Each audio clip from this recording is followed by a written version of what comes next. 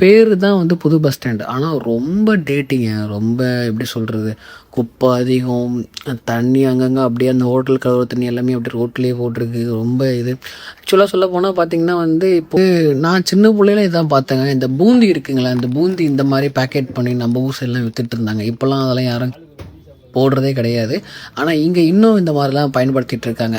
பேர் யூஸ் பண்ணி அவங்களே இந்த மட்டை எடுத்து அடிக்க வச்சுருப்பாங்க. சேம் இங்கேயும் அதேதான். அவங்களுக்கு தேவையான யார் வந்து இனி வந்து யாராவது பிஸ்னஸ் ஸ்டார்ட் பண்ண போகிறோம், இல்லை லோக்கல் ட்ரேட் பண்ணுறோம், இல்லை எக்ஸ்போர்ட் ட்ரேட் பண்ணுறோம் அப்படின்றது வரவங்களுக்கு வந்து நான் எப்படி கஷ்டப்பட்டனோ அந்த மாதிரி படக்கூடாது அப்படின்னு தான்.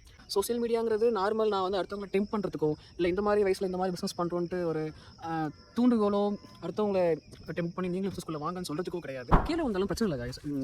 ஏன்னா ஜீரோல தான் ஸ்டார்ட் பண்ணேன். இப்போ கீழே விழுவும் ஜீரோல இருந்தாலும் எனக்கு திரும்பி எப்படி ஏஞ்சி ஓடணும்னு எனக்கு தெரியும். வந்து அரியலூர் பஸ் ஸ்டாண்டு வந்தாச்சுங்க. இது கொள்ளிடம் ரிவர். ஆக்சுவலாக இது காவேரி ரிவர் தான். எனக்கு திருச்சியோட காவேரி ரிவர் முடிஞ்சிருச்சு. எல்லாம் ட்ராவல் பண்ணி இப்போ வந்து நம்ம தஞ்சாவூர் வந்தாச்சுங்க. ஆக்சுவலாக இது வந்து ஒரு பழைய பஸ் ஸ்டாண்டு.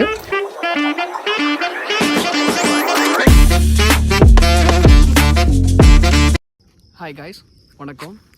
எல்லாம் எப்படி இருப்பீங்க? நல்லா இருக்கேன்னு நம்புகிறேன். First of all thank you guys. என்னை இந்தளவுக்கு வந்து சப்போர்ட் பண்ணுறது, நான் இந்தளவுக்கு வரேன் காரணத்துக்கு நீங்களும் ஒரு ஆள். ஏன்னா நம்ம என்ன தான் சொல்லலாம், அவங்கவுங்க திறமையில அவங்க வராங்க அப்படின்னு சொல்லிட்டு ஒரு பேக் ஹேண்டாக சப்போர்ட் பண்ணுறவங்க இருக்காங்கல்ல. என்ன யாருன்னு நிறைய தெரியாமல் நிறைய பேர் கமெண்ட்ஸ் பண்ணுறீங்க. ஓகே பெட்டராக பண்ணுங்க ப்ரோ அப்படின்னு சொல்லிட்டு நிறைய பேர் கமெண்ட்ஸ் பண்ணுறீங்க. அது ரொம்ப ஒரு தூண்டுகோலாக இருக்குது நமக்கு. ஏன்னா நம்ம இடிஞ்சு எப்பயாவது நம்ம உட்காருக்கும் போது இந்த மாதிரி விஷயம் சோஷியல் மீடியாங்கிறது நார்மல் நான் வந்து அடுத்தவங்களை டெம்ப் பண்ணுறதுக்கோ, இல்லை இந்த மாதிரி வயசில் இந்த மாதிரி பிஸ்னஸ் பண்ணுறோன்ட்டு ஒரு தூண்டுகோலோ, அடுத்தவங்கள டெம்ப் பண்ணி நீங்களும் பிஸ்னஸ்குள்ளே வாங்கன்னு சொல்கிறதுக்கோ கிடையாது. இல்லை நமக்காக தான். எப்படின்னு எதுக்காகன்னு பார்த்தீங்கன்னா வந்து மனுஷங்களுக்கு எப்போயுமே தடுங்கல் வரும், சர்க்கிள் வரும், இறங்குவோம், கீழே போகும். அப்படி அந்த மாதிரி டைமில் எமோஷ்னல் சப்போர்ட் ரொம்ப ரொம்ப தேவை. அந்த எமோஷ்னல் சப்போர்ட்டாக இருக்கிறது இந்த மாதிரி சோஷியல் பிளாட்ஃபார்ம்ஸ் தான். இந்த மாதிரி வீடியோஸ் போஸ்ட் பண்ணுவோம், இந்த மாதிரி கமெண்ட்ஸ் வரும், நல்ல கமெண்ட்ஸ் வரும். அப்படி இருக்கும்போது நம்ம ஒர்க் பண்ணுவோம். ஜீரோலேருந்து ஸ்டார்ட் பண்ணியிருக்கோம். திரும்பி ஜீரோக்கு வந்தாலும் பிரச்சனை இல்லையே, நம்ம திரும்பி எழுந்து ஓடுவோம். கீழே வந்தாலும் பிரச்சனை இல்லை காய்ஸ். ஏன்னா நான் ஜீரோலேருந்து தான் ஸ்டார்ட் பண்ணேன். இப்போ கீழே விழவும் ஜீரோவில் இருந்தாலும் எனக்கு திரும்பி எப்படி ஏஞ்சி ஓடணும்னு எனக்கு தெரியும். என்ன மாதிரி தான் வந்து சில பேர் இருக்காங்க. சில பேர் இல்லை, பல பேர் இருக்காங்க. அதாவது பிஸ்னஸ் ஸ்டார்ட் பண்ணணும் ஆசை இருக்கும், எல்லாம் பண்ணுவாங்க. பட்டு சின்ன சின்ன லாஸஸ் வரும், ஆர்டர்ஸ் வராது, அப்படியே விட்டுட்டு போயிடுவாங்க. பட்டு நானும் சேம் அதே மாதிரி தான். பிஸ்னஸ் பண்ணணும் ஆசை இருந்துச்சு, ஸ்டார்ட் பண்ணேன். ஆர்டரே இல்லை 4-5 மாதத்துக்கு. அது ஸ்டார்ட் பண்ணி யார்கிட்ட போய் எப்படி பேசணும் ஸ்டார்டிங்கில் எதுவுமே தெரியாது. தலைவாள் எப்படி போய் ஸ்டார்ட் பண்ணவே தெரியாது.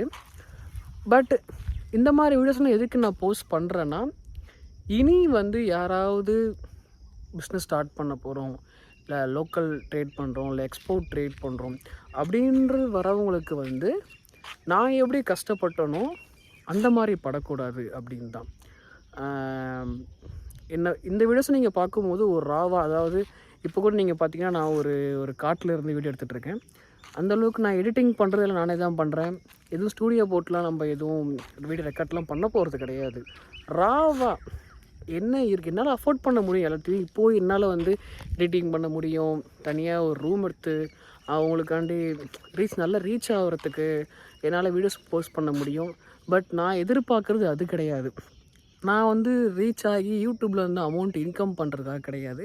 நான் எப்படி வந்து ஸ்டார்டிங்கில் வந்து ரொம்ப கஷ்டப்பட்டு எங்கே போய் தெரியாமல் பிஸ்னஸ் ஸ்டார்ட் பண்ணணும், அதே மாதிரி வந்து யாரும் படக்கூடாது. எப்படி ஒரு பிஸ்னஸை ஸ்டார்ட் பண்ணணும், எப்படி பேசணும், எந்த மாதிரி இடத்துல போய் ட்ரேட் பண்ணணும், எந்த ப்ராடக்டை வந்து கண்டுபிடிச்சி பிஸ்னஸ் பண்ணணும் அப்படின்னு சொல்லிவிட்டு இந்த வீடியோவில் என்னுடைய சேனல் நான் போஸ்ட் பண்ணிகிட்ருக்கேன். ரெகுலராக நான் போஸ்ட் பண்ணிகிட்ருக்கேன். எந்த ப்ராடக்டை எக்ஸ்போர்ட் பண்ணுற லோக்கல் ட்ரேட் பண்ணுற வீடியோஸ் போட்டுட்ருக்கேன். எதுவுமே எடிட்டிங், நார்மல் எடிட்டிங், அதாவது பேக் டு பேக் இப்படிலாம் பண்ணுறது, இப்படிலாம் இருக்குதுன்னு சொல்கிறது மட்டும் நான் வந்து போட்டுட்ருக்கேன். செக் அவுட் பண்ணி பாருங்கள். இந்த வீடியோஸ் எதை பற்றின்னு பார்த்திங்கன்னா வந்து நமக்கு எங்களை மாதிரி கம்பெனிஸ்க்கு வந்து ரெகுலர்லாம் ஆர்டர்ஸ் கிடைக்காது. அதாவது ஒரு மந்த்து நல்ல பீக்கில் போகும், ஒரு மந்த்து அப்படியே டவுன் ஆகும், ஒரு மந்த்து 1-2 கிடைக்கும். அப்படி எங்களுக்கு வந்து ஒரு சில மந்த்லாம் வந்து ஆர்டர்ஸே கிடைக்காது. 1, 2 இருக்கும். மோஸ்ட்லி ஃப்ரீயாக தான் இருப்போம். அப்படி நாங்கள் என்ன பண்ணுவோன்னா, அந்த மாதிரி டைமில் வந்து நாங்கள் வந்து ஃப்ரீயாக இருக்க மாட்டோம். ஆர்என்டி பண்ணுவோம். எந்த ப்ராடக்ட்டுக்கு நல்லா பர்ஃபார்மன்ஸ்ன்னு பார்ப்போம். கணக்கு வழக்க பார்ப்போம். எந்த மாதிரி நம்ம இன்னும் பெட்டராக பர்ஃபார்ம் பண்ணலாம், எப்படி அடுத்த கட்டத்துக்கு கொண்டு போகலாம் பிஸ்னஸை அப்படின்னு சொல்லிட்டு நாங்கள் வந்து ஆர்என்டி பண்ணுவோம். குரூப்பெல்லாம் கிடையாது, நான் ஒரு ஆள் தான். ப்ரொப்ரைட்டர்ஷிப் தான் இந்த கம்பெனி. உங்கள்கிட்ட இருப்போம்னு சொல்கிறேன், நான் இருப்பேன். அப்படி ஆர்என்டி பண்ணப்போ வந்து இந்த டைம் வந்து எனக்கு அதிகமாக சின்ன வெங்காயம் தேங்காய் வந்து நிறைய சப்போர்ட் பண்ணிச்சு, நல்ல பர்ஃபார்மும் பண்ணிச்சு. ஸோ அதனால வந்து இந்த டைமில் வந்து நிறைய சப்ளைஸோ புது பிஸ்னஸோ சின்ன தேங்காயில் என்ன அடுத்த கட்டத்துக்கு எப்படி கொண்டு போகலாம் அப்படின்னு சொல்லி பார்க்கும்போது சப்ளையர்ஸும், ஏன்னா நல்ல பர்ஃபார்ம் பண்ணுற ப்ராடக்ட் வந்து நிறைய சப்ளையர்ஸ் தேவைப்படும். இப்போது சின்ன வெங்காயம் பார்த்துக்கிட்டிங்கன்னா வந்து நான் தான், என்னோடய பெரம்பலூர் சொந்த ஊர். அங்கே வந்து நமக்கு வந்து படித்த ஒரு சொந்த ஊர்னால் நிறைய சொந்தக்காரங்க நிறைய பேர், சப்ளைஸ் நிறைய பேர் எனக்கு பெரம்பலூர் இருக்காங்க.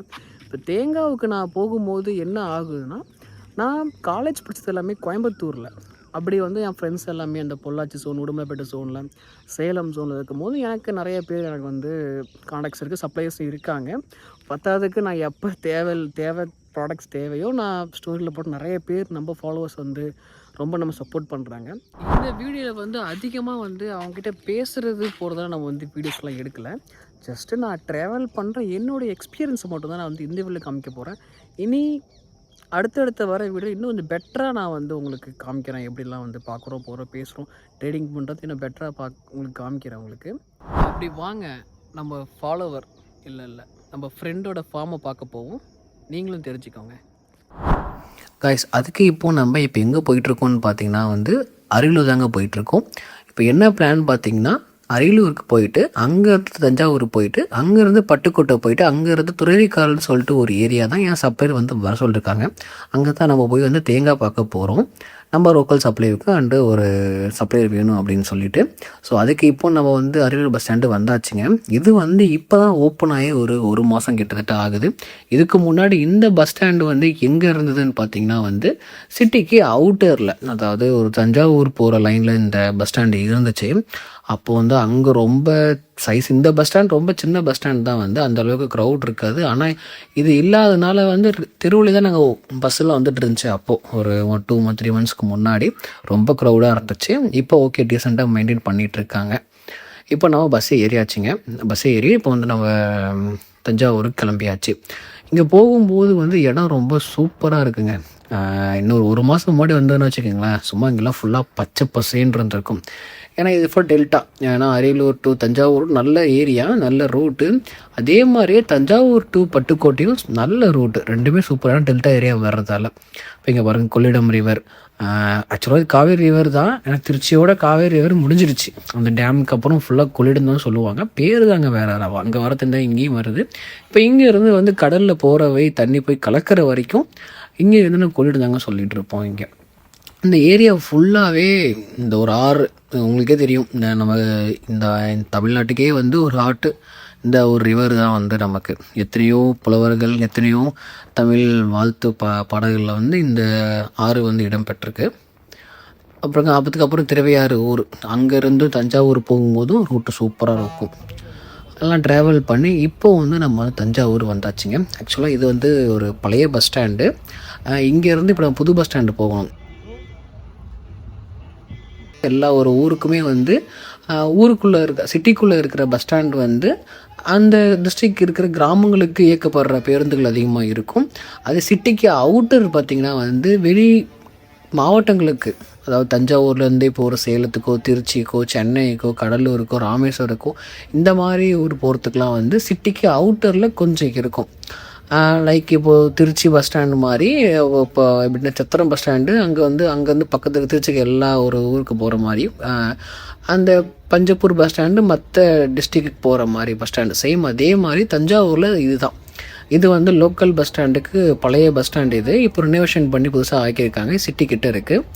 இப்போது நம்ம வந்து இப்போ எங்கே பட்டுக்கோட்டை போகிறதுக்கு வந்து இங்கேருந்து லோக்கல் பஸ்ஸில் ஏறி அங்கே போக போகிறோம். ஒரு 5 minutes இங்கே இருக்குது. வெயிட் பண்ணுவோம் பஸ்ஸு கிளம்புறதுக்கு. ஆக்சுவலாக இந்த ஊர் பார்த்திங்கன்னா எப்போவுமே வந்து நான் இந்த தஞ்சாவூர் பக்கம் வரும்போது எனக்கு ரொம்ப பிடிக்கும். நான் மற்ற ரூட்லாம் போகணும் டெய்லிக்கும் போகும்போது, சென்னைக்கு போகும்போது, திருச்சிக்கு மதுரைக்கு போகும்போது, மற்ற சேலம் போகும்போதெல்லாம் எனக்கு வந்து போர் அடிச்சிடும். ரொம்ப வந்துக்கிட்டே இருக்கும் வந்துட்டு. ஆனால் எனக்கு இந்த லைன், எனக்கு தஞ்சாவூர் லைன் வர வரைக்கும் எனக்கு வந்து போரே அடிக்காது எனக்கு.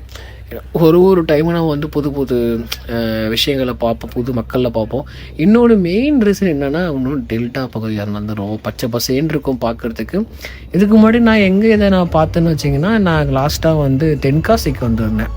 செங்கோட்டை ட்ரெயின் அங்கேருந்து நான் மதுரைக்கு போது அந்த செங்கோட்டை ஏரியா சூப்பராக இருந்ததுங்க. அதுக்கப்புறம் அந்த ஏரியா பார்த்தது, அது பார்க்குறதுக்கு முன்னாடி இந்த ஏரியா பிடிச்சது. அந்த இடத்த நான் பார்த்ததுக்கப்புறம் எனக்கு வந்து அந்த இடம் ஃபஸ்ட்டு எனக்கு, அதாவது ஒருத்தருக்கும் ஒரு விஷயம் இருக்கும். எனக்கு அந்த ஏரியா பிடிச்சிருந்தது. செகண்ட் இந்த ஏரியா அதுதான். இப்போ அங்கேருந்து இப்போ நம்ம அவுட்டருக்கு வந்துட்டுருக்கோம்.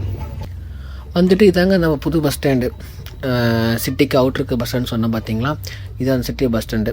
உங்களுக்கு இன்னும் ஒரு இன்ட்ரெஸ்டிங்கான விஷயம் சொல்லட்டுங்களா? அதாவது ஆக்சுவலாக வந்து தமிழ்நாட்டிலே வந்து முதல்ல பஸ்ஸு வந்து நம்ம தஞ்சாவூர்லேருந்து சேலத்தாங்க ஃபஸ்ட்டு வந்து பஸ்ஸு வந்து இயக்கப்பட்டுச்சு. யாருக்காவது தெரிஞ்சிருக்கும், தெரியாதவங்களுக்கு இதான் ஒரு இன்ட்ரெஸ்டிங் ஃபேக்ட் இருக்குங்களே. அதனால் ஃபஸ்ட்டு பஸ்ஸு வந்து தமிழ்நாட்டு கவர்மெண்ட்டு வந்து இயக்கப்பட்டது. தஞ்சாவூர் வந்து சேலம் திருச்சி வழியாக நான் வந்து அப்போ வந்து பஸ் இயக்கப்பட்டாங்க. அப்போது நான் அது எங்கே இருந்ததுன்னா, நான் உங்களுக்கு காமிச்சேன்னா பழைய பஸ் ஸ்டாண்ட் சிட்டிக்குள்ளே அந்த டவுன் பஸ், அந்த பஸ் ஸ்டாண்டில் தான் ஃபஸ்ட்டு இயக்குச்சு. இது வந்து இப்போது ரீசெண்டாக வந்து கட்டின பஸ் ஸ்டாண்ட் இது.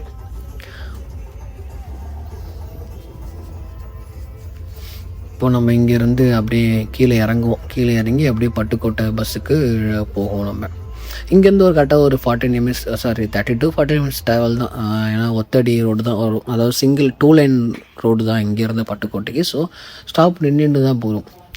இந்த பஸ் ஸ்டாண்டு பார்த்திங்கன்னா பேர் தான் வந்து புது பஸ் ஸ்டாண்டு, ஆனால் ரொம்ப டேட்டிங்க. ரொம்ப எப்படி சொல்கிறது, குப்பை அதிகம், தண்ணி அங்கங்கே அப்படியே அந்த ஹோட்டல் கழுவுற தண்ணி எல்லாமே அப்படியே ரோட்லேயே போட்டிருக்கு. ரொம்ப இது ஆக்சுவலாக சொல்ல போனால் பார்த்திங்கன்னா வந்து இப்போது இது கீழே பஸ் ஸ்டாண்டு எல்லாமே பட்டுக்கோட்டை பஸ் ஸ்டாண்ட்ஸ் எல்லாமே ரொம்ப மோசங்க. ஃபஸ்ட்டு இந்த நார்த்து டிஸ்ட்ரிக்டில் பஸ் ஸ்டாண்ட் நல்லாயிருக்கு. அதுக்கு அப்புறம் எல்லாமே மதுரை, திருநெல்வேலிக்கு புதுசு நல்லா இருக்குது. அதை விட்டால் வந்து நாகர்கோவில் பஸ் ஸ்டாண்டு சூப்பாங்க, கொஞ்சம் க்ளீனாக இருக்கும். திருச்சி பஸ் ஸ்டாண்ட் க்ளீனாக இருக்கும், சென்னை க்ளீனாக இருக்கும். ஆனால் மற்ற பஸ் ஸ்டாண்ட்ஸ் எல்லாமே ரொம்ப மோசங்க. சிவிக் சென்ஸ் ரொம்ப ரொம்ப ரொம்ப மோசம். மக்கள் எல்லாமே சைடில் சிறுவில் கழிக்கிறாங்க. மேபி நெக்ஸ்ட் ஜென்ரேஷன் மாறிடும் அப்படியே வந்து எல்லாமே. நம்மளும் போனால் கொஞ்சம் சிவிக் சென்ஸோடு அந்த இடத்துல நம்மளாம் வந்து அந்த பஸ் ஸ்டாண்ட் நம்ம யூஸ் பண்ணணும்னு சொல்லிட்டு உங்களையும் கேட்டுக்கிறேன் நான். இப்போது அதே மாதிரி தான் இப்போ நான் உங்களுக்கு அடுத்து நான் பட்டுக்கோட்டை பஸ் ஸ்டாண்டுன்னு நான் காமிக்கிறேன். சேம் அதே மாதிரி தான். ரொம்ப மக்கள் வந்து அதை குப்பை அதிகமாக போட்டு பஸ் ஸ்டாண்டே வந்து ரொம்ப இதாக்கிட்டாங்க. போகிறதுக்கே ஒரு அன்ஈஸியாக இருந்துச்சு. அப்படியே நம்ம இப்போ ட்ராவல் பண்ணி பட்டுக்கோட்டை பஸ் ஸ்டாண்டுக்கு வந்துட்டோம். One of the best route இது. ஓகே, தஞ்சாவூர் பட்டுக்கோட்டை இன்னும் சூப்பராக இருந்துச்சு ட்ராவல் பண்ணுறதுக்கு ஃபுல்லாக. ஆனால் இங்கே பாருங்களேன், இந்த சைடில் இருக்க கடைகள் எல்லாமே வந்து இந்த பழைய காலத்தை கடைகள் வந்து நினைவுட்டு தான் சொன்னீங்களே. அந்த பஸ் ஸ்டாண்ட் எல்லாமே வந்து ரைட் சைடு ஃபுல்லாக சிறுநீர் வரதுக்கு அப்புறம் யூரின் ஸ்மெல் தாங்க ஃபுல்லாகவே இந்த பஸ் ஸ்டாண்டு. கீழே ஃபுல்லாக குப்பை. அதுக்கப்புறம் வெளியே வந்து அந்த திருச்சிற்றம்பலம் பஸ்ஸை ஏறி துறவிக்காடுன்னு சொல்லிட்டு ஒரு ஏரியாவுக்கு தாங்க இப்போ நம்ம ட்ராவல் பண்ணி போயிட்டுருக்கோம். போக போக போக எனக்கு இந்த ரூட் ரொம்ப ரொம்ப எனக்கு பிடிச்சி போச்சுங்க. எங்கே பார்த்தாலும் பச்சை பசேருன்னு. எப்படின்னா வயல் இருக்குது, அந்த வயல் கரப்பு அந்த கரப்பில் வந்து சைடில் ஃபுல்லாக தென்னை மரம் வச்சுருக்காங்க. சூப்பராக இருக்குங்க இந்த ஏரியா எல்லாமே பார்க்குறதுக்கு. நம்மளாம் இங்கெல்லாம் பிறந்துடக்கூடாதா அப்படின்னு சொல்லிட்டு தோணுச்சு. இங்கே வந்து இறங்கியாச்சுங்க. இதுதான் இந்த துறவிக்காடுன்னு சொல்லிட்டு ஒரு ஜங்ஷன். இந்த ஒத்தடி பார்த்தோம், அதனால தான் வந்து நமக்கு இவ்வளோ ட்ராவல் லேட்டு.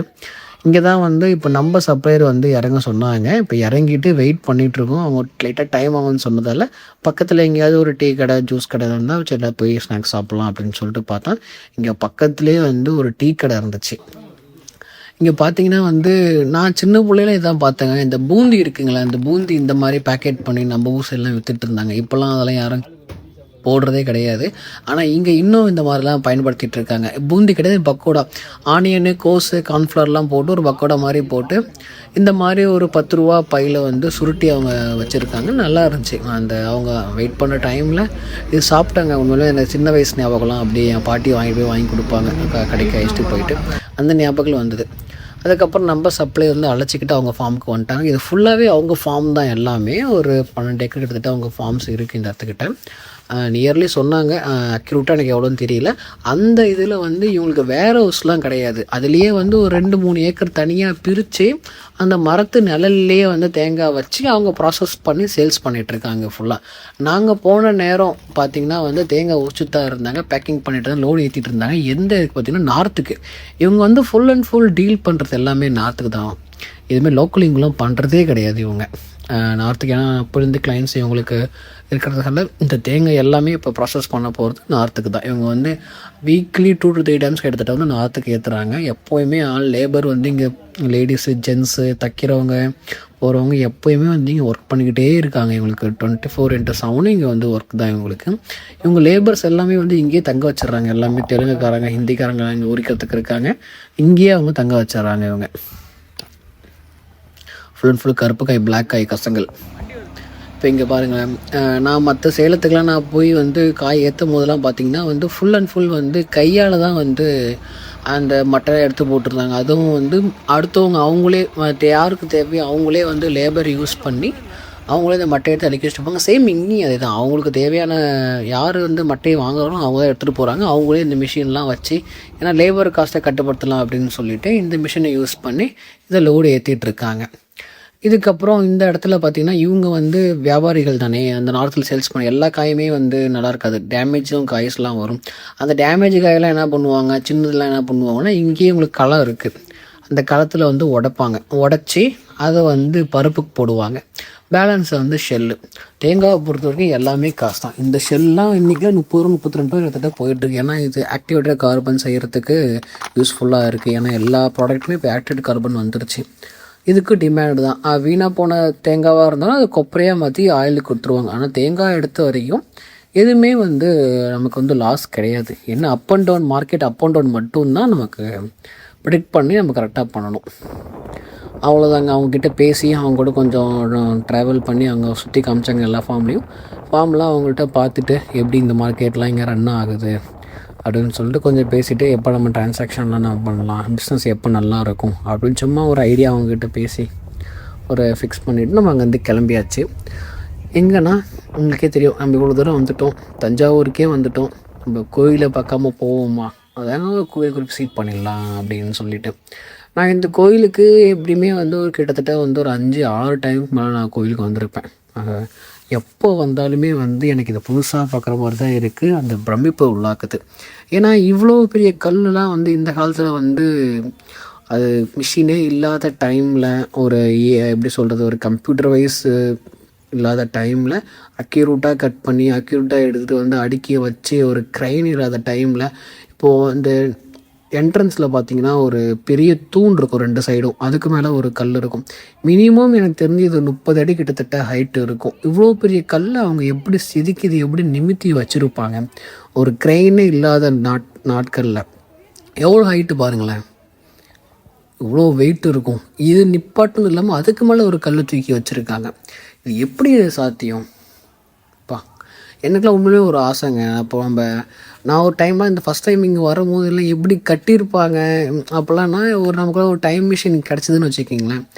அப்போது ஃபஸ்ட்டு ஒரு ஆசை என்னச்சுன்னா பிட்காயின் வாங்கணும் ஒரு ஆசை, ஒரு 2009 போய்ட்டு வாங்கணும் அப்படின்ட்டு. ஆனால் இப்போது பணத்து மேலே அந்தளவுக்கு ஓகே, பணம் இல்லைனா இருக்க முடியாது, இல்லைன்னு சொல்லலை.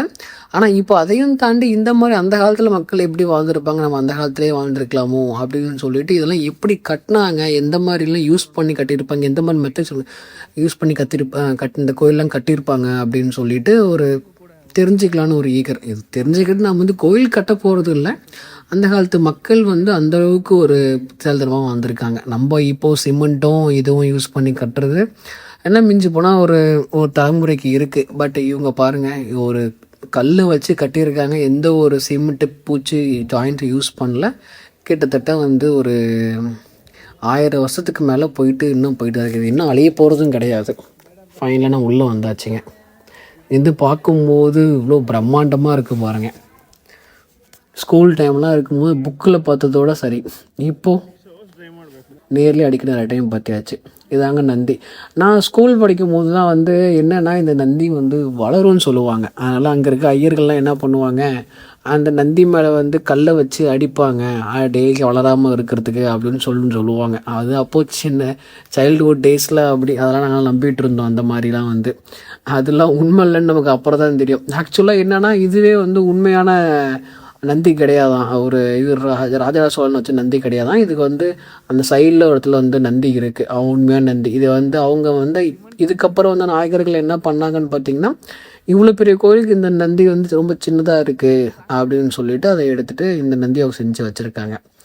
இன்னொரு மைத்து என்னன்னா, இதோடைய நிழல் வந்து கீழே வரவே வராது அப்படின்னு சொல்லிட்டு நாங்கள் எங்கள் ஸ்கூல் டேஸ்லாம் வந்து பேசிகிட்டு இருப்போம். அது வந்து அந்தளவுக்கு சிமெட்ரிக்கலாக கட்டியிருப்பாங்க கோயில் அப்படின்னு சொல்லி எனக்கு அப்போயே தாட்டும். லைட்டு ஒரு பக்கம் இருக்கும்போது அதோட ஷேடோ கீழே வரதானே விழுவும், இல்லை வராது அப்படின்னு சொல்லிட்டு சின்ன பிள்ளைங்க பசங்கள்லாம் பேசிகிட்டு இருப்போம். அதுக்காண்டி நான் ஃபஸ்ட் டைம்லாம் நான் வந்தப்போ நான் வந்து ஒரு 3 hours 4 hours நான் இங்கேயே இருந்தேன். அந்த நிழல் வருதா வரலையா அப்படின்ட்டு. அதெல்லாம் சும்மாங்க. எல்லாம் நல்லா இந்த பக்கம் வந்துச்சு, இந்த பக்கம் வந்துச்சு நிழல் அந்த சூரியன் மாறுறப்ப அப்படின்ட்டு. நிறைய கட்டுக்கதையை நம்ம ஸ்கூல் டேஸ்லாம் பேசிகிட்டு இருப்போம்ல. அது எப்படி சொல்கிறதுனா, அண்டர்டேக்கர் பன் டைம் செத்து போனார், விவேகானந்தர் இப்படி செத்து போனார், அந்த மாதிரின்னு சொல்லிட்டு இதுவும் ஒரு செட் ஆஃப் நம்ம ஸ்டூடெண்ட்ஸ்லாம் பேசிகிட்டு இருப்போம். நம்ம சின்ன பிள்ளைங்கள நம்ம இங்கேருந்து பார்க்குறதுக்கே சூப்பராக இருக்குது அந்த கோயில். அப்படியே ஒரு பார்க்கவே கண்ணுக்கு குளிர்ச்சியாக ஒரு சிமெட்ரிக்கலாக பாருங்களேன், அப்படியே அடுக்காக. இப்போ இங்கே பார்த்திங்கன்னா வந்து ரெனோவேஷன் போயிட்டுருக்கு. இந்த கீழே இருக்க செங்கல்லாம் வந்து ரொம்ப பழசாயிடுச்சுங்களேன். அதனால் அதெல்லாம் இந்த கோயில் ஒர்க் பண்ண அறநிலையத்துறை என்ன பண்ணிட்டு இருந்தாங்கன்னா, அதெல்லாம் உடச்சிட்டு புதுசாக இந்த மாதிரி செங்கல் வந்து கீழே வந்து வச்சிட்டு இருந்தாங்க. நிறைய இடத்துல இந்த மாதிரி மக்கள் வரக்கூடாதுன்னு சொல்லிட்டு க்ரீன் பேப்பர்லாம் போட்டு கட்டியிருந்தாங்க. இப்போது உள்ளே வரலாங்க. அப்படியே நீங்கள் நினச்சி பாருங்கள், இதே ஒரு 1000 வருஷத்துக்கு முன்னாடி போயிருந்தால் இங்கெல்லாம் எல்லா மக்களும் உட்காந்து பேசிகிட்டு இருந்திருப்பாங்க. எல்லாமே சைடில் உட்காந்து. ஒரு கோயில் கட்டுறது இந்த மாதிரி பூட்டி வச்சு யாரும் உள்ளே வரக்கூடாதுனால இல்லை. அந்த காலத்தில் வந்து தங்குறதுக்கு ஒருத்தவங்க போய் தூங்குறதுக்கு மக்கள்லாம் உள்ளே வந்து இப்படி மழை டைமில் அந்த மாதிரி டைமில் டைம்லாம் உள்ளே வந்து இருக்கிறது தான் ஒரு என்ன. இந்நேரம் பார்த்தீங்கன்னா இந்த பக்கம் எல்லாம் அந்த காலத்தில் புலவர்கள் எல்லாமே உள்ளே உட்காந்து தமிழுக்காக பாட்டு பாடிட்டு இருப்பாங்க, உட்காந்து பேசிகிட்டு இருந்திருப்பாங்க. ஆனால் இப்போது நம்ம வந்து எல்லாத்தையும் எங்கேயும் போகக்கூடாது வரக்கூடாது அப்படின்னு சொல்லி எல்லா இடத்துலையும் போட்டு அடித்து வச்சுருக்கோம். அவ்வளோதான். தான் நம்ம தஞ்சாவூர் பார்த்தாச்சு, வந்துட்டு நம்ம அப்படி திரும்பி ரிட்டர்ன் பண்ணியாச்சு. ஓகே கைஸ், இனி அடுத்த வீடியோவில் வந்து இன்னும் பெட்டராக நல்ல ஒரு ட்ரேட்டில் நல்ல ஒரு எக்ஸ்ப்ளனேஷனோட அடுத்த வர வீடியோவில் உங்களை நான் சந்திக்கிறேன். இந்த வீடியோ பார்த்ததுக்கு ரொம்ப ரொம்ப நன்றி கைஸ். கீப் வாட்சிங், கீப் சப்போர்ட்டிங் மீ.